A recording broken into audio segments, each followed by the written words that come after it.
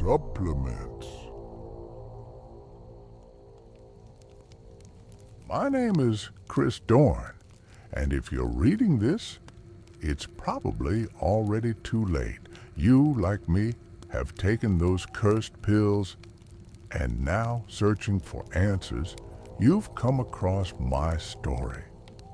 I'm afraid there's no help for you anymore, but if you found my story by accident, let it serve as a warning. It all started because I just wanted to be better, stronger, faster, smarter, to become the best version of myself. Back then, I was a sophomore in college in Bloomington, Indiana. I played for the university's American football team. I wouldn't say I was the best, more like average. Of course, I wanted more. I woke up at 5 a.m., ran 10 miles before dawn, listened to productivity podcasts, read self-development books, and wrote down goals every day. My diet was like that of a monk dietitian. My girlfriend Ashley laughed at me but loved me for my determination, for believing in my dream and pulling her along with me. That's when I found the forum. It was called The Other Edge.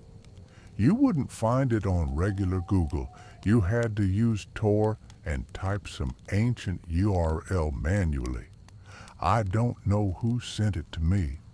One day, I just got an email with instructions on how to get to that forum. They talked about a next level of biohacking, the real deal, secret Tibetan monk breathing techniques, neuropain neutralizers, and then these drugs from the Far East, clearly banned by the WHO, but not banned by my willpower.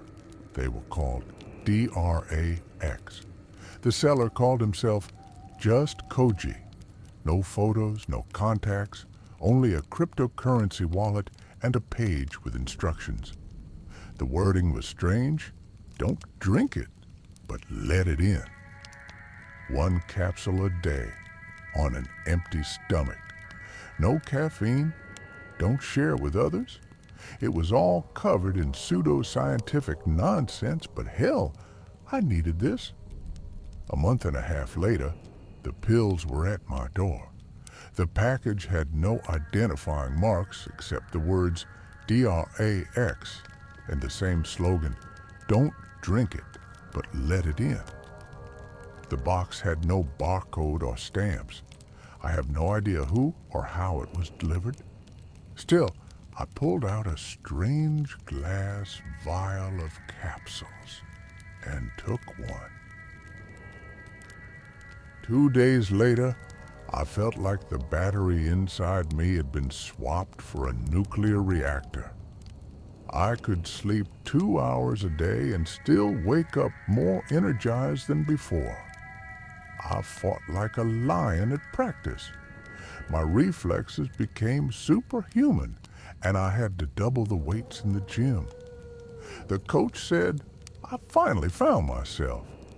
The guys on the team started calling me Tank. Ashley was wary. "Chris," she said once when I came home from a run, "you smell weird, like metal." And your whole body was shaking with convulsions.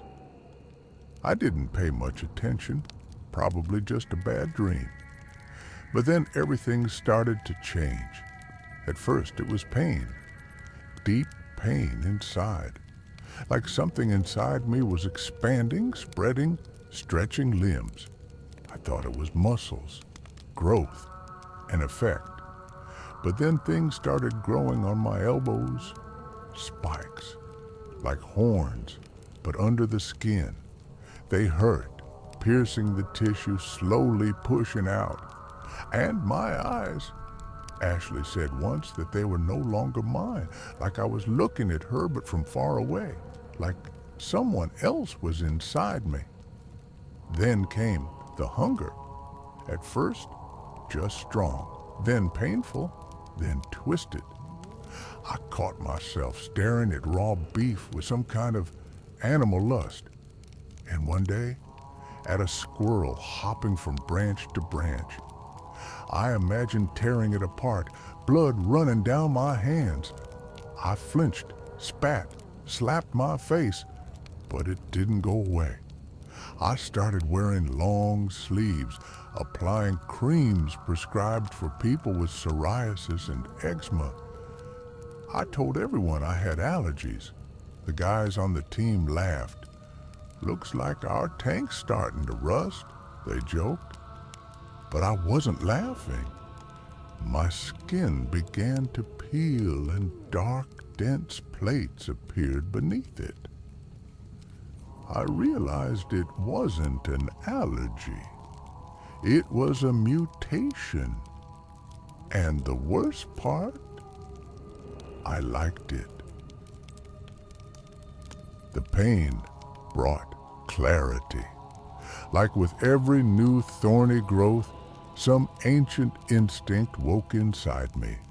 All my senses sharpened to the limit. At practice, I could tell who was afraid of me and who wanted to challenge me. And if someone looked too cocky, something clicked inside, and I barely held back from attacking. Attacking for real. Attacking to kill. I started avoiding Ashley. I knew I couldn't pretend anymore. She saw everything. How my hands changed, how my nails grew longer and darkened, how I avoided normal food and ate only meat, mostly rare steaks.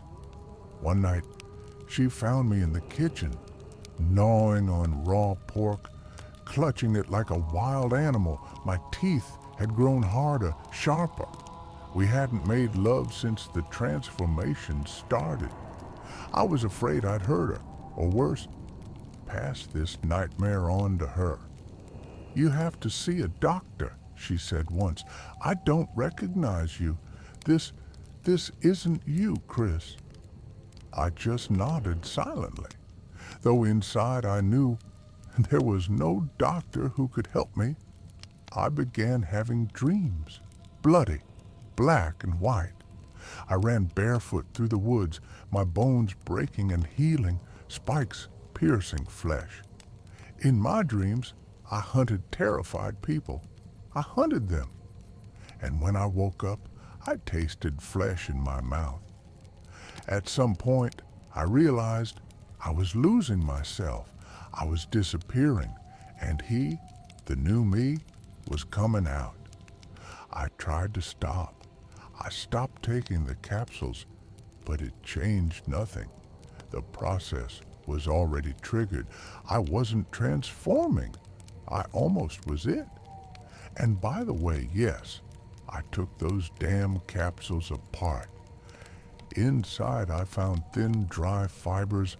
I didn't know what they were before, but now, with my sense of smell sharper than any animal on this planet, I realized that in those pills all along was dried flesh of a creature unknown to science.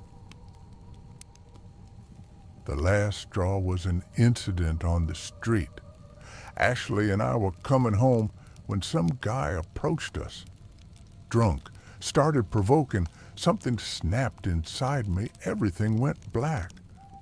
I came to a minute later. The guy was lying on the ground.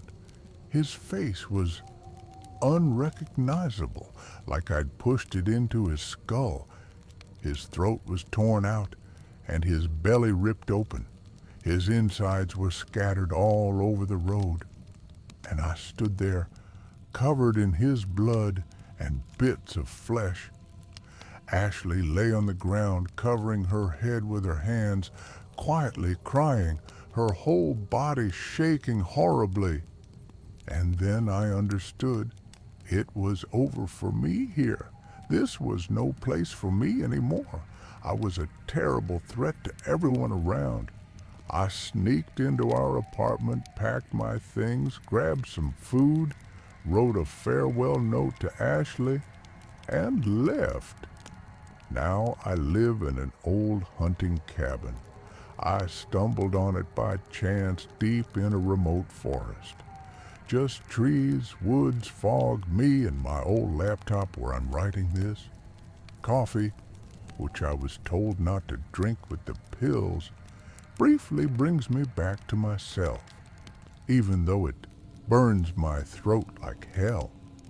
I needed to buy some time to finish my story. I needed to warn everyone I could, and caffeine gave me that time.